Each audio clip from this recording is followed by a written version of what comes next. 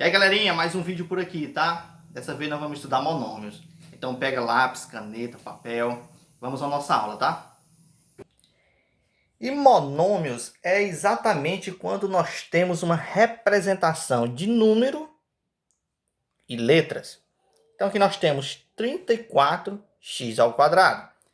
Aqui nós temos 4xy elevado a 3. E aqui nós temos mn e nós temos aqui ab.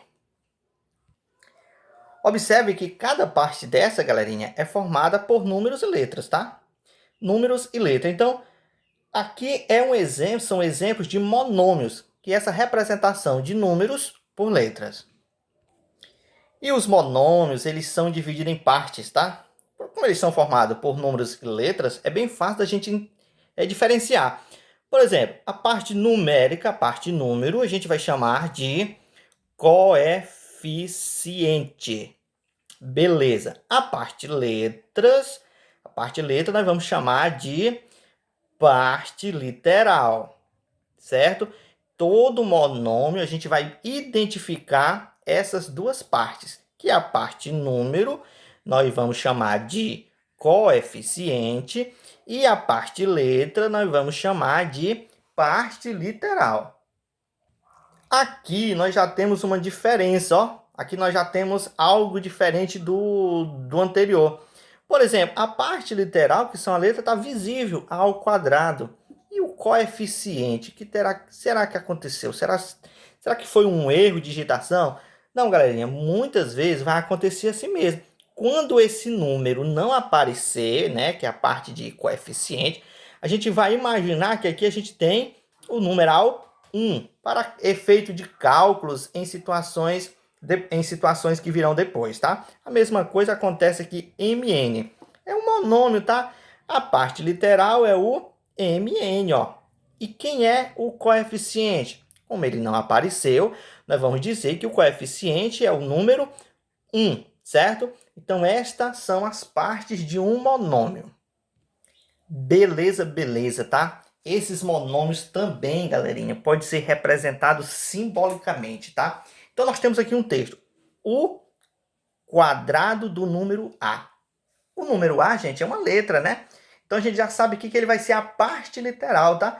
Mas como aparece a palavra quadrado, a gente lembra que quadrado é aquele expoente 2. Estamos trabalhando com A, ó. Então, nós vamos colocar A elevado a 2. Muito bem. Letra B. A terça parte do número x. Gente, o que é a terça parte? A terça parte é quando a gente pega um número qualquer e divide ele por 3. Como nós estamos trabalhando aqui com o x, ó, o número é x, nós vamos pegar o x e dividir para 3. Aí a gente usa o processozinho, tá? De fração. Então, a terça parte do número x fica representado x sobre 3.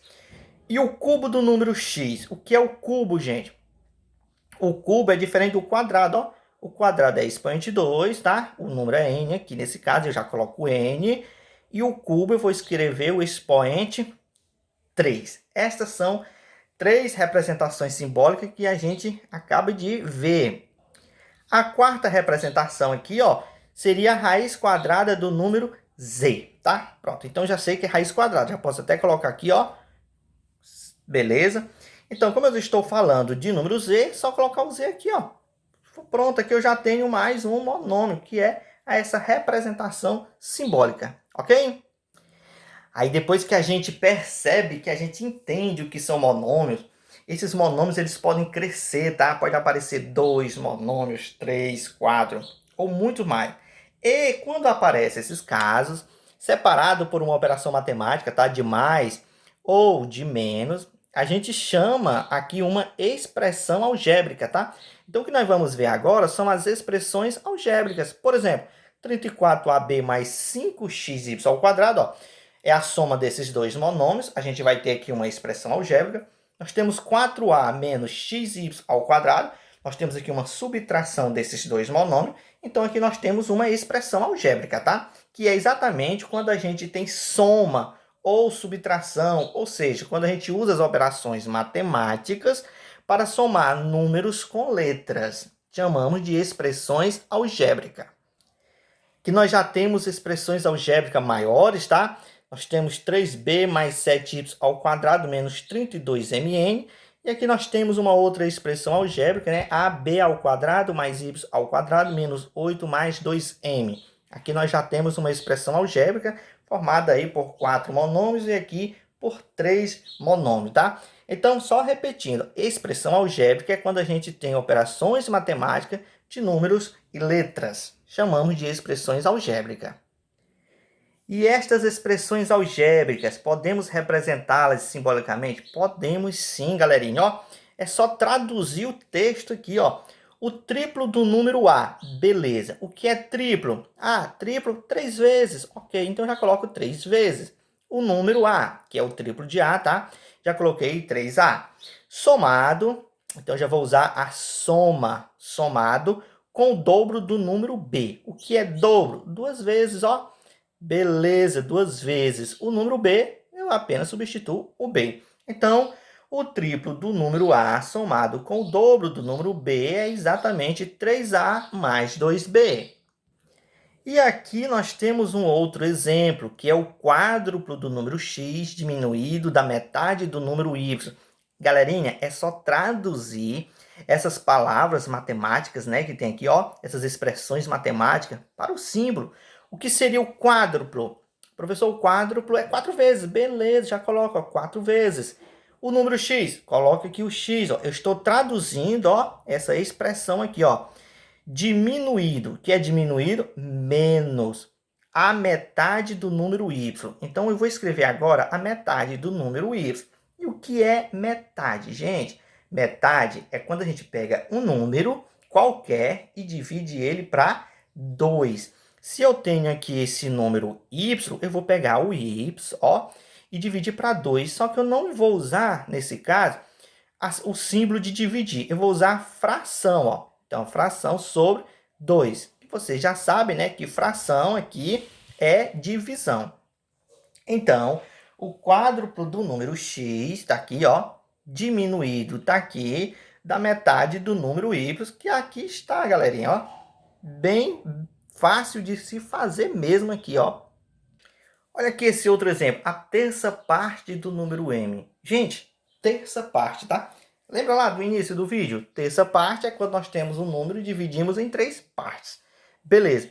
Só que nesse caso aqui, o número é o número m. Então, eu já vou pegar, ó, m, dividir, né? Vou usar a fração, dividido por 3. Pronto, aqui eu já representei, ó, a terça parte do número m. Somado mais o triplo do número n. O triplo a gente já viu, né? Que é 3 vezes o número n. Ótimo, então aqui nós temos essa expressão algébrica, né? Representando aqui o que nós acabamos de ler. Beleza. Olha que interessante, representando aqui o perímetro de uma figura. Gente, o que é perímetro? É a soma dos lados, ó. Esse com esse, com esse, com esse, né? Somando aqui todos esses lados, a gente vai descobrir o perímetro. Fazendo aqui essa soma desses lados, observe que a gente já vai fazer direto, tá? Quais as letras que apareceram? O A e o C. Mas quantos As apareceram? Ó, este e este. Então, eu tenho 2A, né? Somado, porque é a soma dos lados. Qual foi a outra letra? Os Cs, tá? Eu tenho 1, 2, 3, 4. Eu tenho aqui 4 Cs. E agora nós temos os números, né? Que são 50 e 10. Portanto, nós temos 60. E aqui nós temos a representação, né, do perímetro, né, dessa figura. O bom também, gente, é que a gente pode expressar para responder uma determinada pergunta, né? Por exemplo, quantos dias há em um período de X semana mais 5? Beleza. Semana, a gente sabe, como é associado a dia, a gente sabe que uma semana tem 7 dias. Mas esse X aqui, gente, representa o número de semanas. Então, como eu não sei, vou colocar aqui, ó.